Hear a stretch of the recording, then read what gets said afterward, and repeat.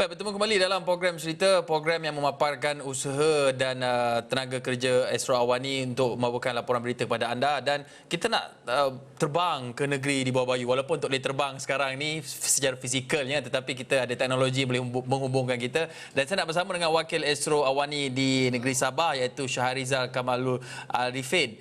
Syah, kalau kita tengok di Sabah ni, sebuah negeri yang antara sumber pendapatannya adalah daripada sektor perkhidmatan dan juga pelancongan. Tetapi dengan perintah ataupun had pergerakan sekatan pergerakan yang berlaku ketika ini tidak mengizinkan itu berlaku. Dan pastinya sektor pelancongan di negeri Sabah inilah antara yang terjejas teruk. Jadi mungkin Syah ada berkesempatan menemu bual pemain-pemain industri di negeri Sabah khususnya. Macam mana keadaan mereka ketika ini, Syah?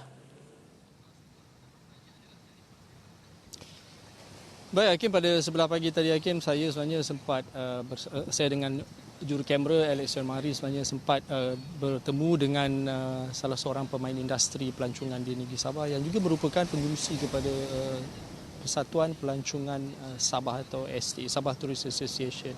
Dan kita bertanyakan berkenaan bagaimana sebenarnya situasi semasa berkenaan dengan sektor pelancongan ini. Apa yang boleh dikatakan oleh beliau kepada kami adalah berkenaan dengan industri ini di Sabah ini sebenarnya telah pun terkesan sejak bermulanya awal tahun baru 2020, kerana di situ telah terlihat kesan daripada impak kedatangan pelancong-pelancong daripada, kerana kebanyakan yang datang ke Sabah ini adalah daripada negara luar seperti China dan juga Korea. Itu antara dua warga negara yang akan pasti akan berkunjung setiap kali cuti, akan datang ke Sabah dan akan pergi ke pulau-pulau ataupun ke tempat tarikan pelancongan yang menarik di negeri Sabah ini. Tapi selepas daripada itu boleh dikatakan katanya hampir boleh dikatakan lumpuh secara total, walaupun terdapat operasi daripada hotel-hotel bajet 3 bintang, 4 bintang, tetapi secara keseluruhannya tiada pelancong. Kalau nak mengharapkan apa sahaja pelancong yang ada adalah mungkin pelancong tempatan, mungkin tidak akan pergi.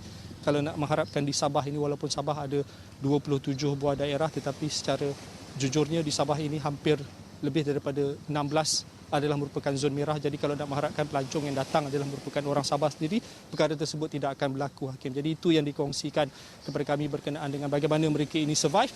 Bermula daripada bulan 1 mereka dah mula merasai bahang tekanan COVID itu, dan akhirnya bila sekarang ini ada yang tidak lagi meneruskan perniagaan, ada yang mengambil cuti tanpa gaji, ada juga syarikat yang terpaksa memberhentikan pekerja.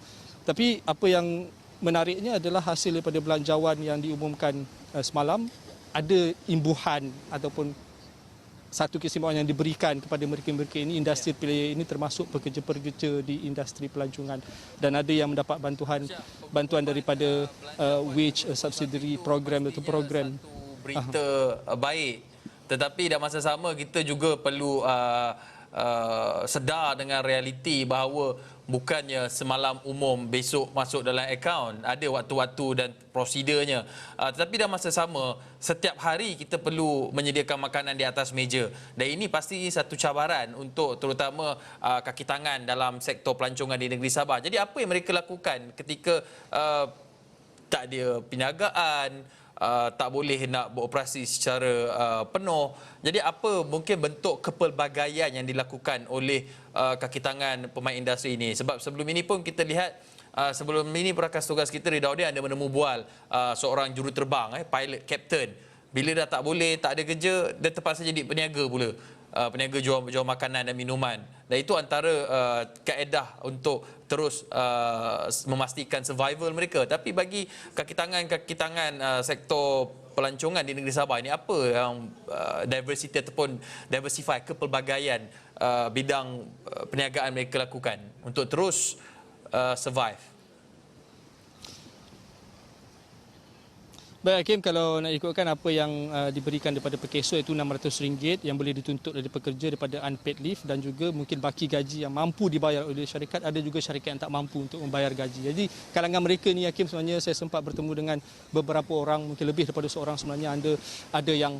Ada yang terpaksa menjadi panda walker untuk menghantar makanan, ada yang yang menjadi e-hailing, pemandu e-hailing, ada juga yang bekerja di di restoran makanan segera sebagai penghantar makanan, dan ada juga, Hakim, sebenarnya yang menjadi nelayan untuk meneruskan kehidupan, kerana mungkin dengan hasil tangkapan boleh dijual, dan mungkin kalau dah tak ada siapa yang nak membeli Hakim, kalau ikutkan kawasan-kawasan, ada juga kawasan yang tidak boleh, yang memang tak ada sambutan kepada bahan-bahan mentah kerana mereka juga boleh mendapatnya sendiri, mungkin mereka boleh makan sendiri. Jadi itu antara yang dilakukan. Ada juga yang berkebun Hakim, yang pulang ke kampung halaman dan berkebun, dan perkebunan itu dilakukan bukanlah untuk dijual tapi hanya untuk menyara makanan, kerana bantuan makanan kalau ikutkan di Sabah ini untuk bantuan, kita faham kerajaan menyalurkan bantuan sebelum ini berkenaan dengan BPN dan sebagainya, tetapi untuk bantuan seperti beras dan sebagainya mereka masih lagi terpaksa mencari usaha sendiri. Tapi itu antara yang berlaku, ada yang terpaksa jadi pekebun, jadi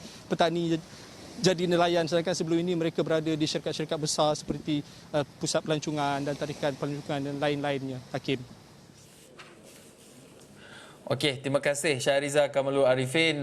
Saya mengenali Syah dan saya tahu antara kekuatan wartawan Syah di lapangan adalah wartawan yang berada di lapangan untuk membawakan kisah-kisah individu-individu seperti ini, ataupun dalam bahasa bidang kewartawanan penulisan personalize ini. Syah antara yang mahir dalam bidang ini, dan Syah juga akan menghantar laporan itu. Nanti Syah akan kongsikan di laman web extraordinary.com dan juga di saluran 501 di Buletin Awani di jam-jam berikutnya. Tapi Syah, untuk itu ini saja masa yang kita ada.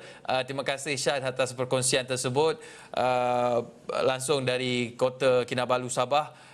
Itu dia tadi Syahriza Kamalul Arifin, wakil Esra Awani di negeri Sabah. Baik, saya kira itu saja untuk cerita kali ini, tetapi sebelum berpisah ingin sekali lagi saya ingatkan, saksikan temu bual khas, temu bual eksklusif Esra Awani bersama Yang Maha Berhormat Perdana Menteri Tan Sri Muhyiddin Yassin jam 8.30 malam ini selama 1 jam, di mana Perdana Menteri akan membicarakan soal isu-isu semasa Belanjawan 2021 dan juga cabaran semasa bersama dengan Zulkifli Yusof.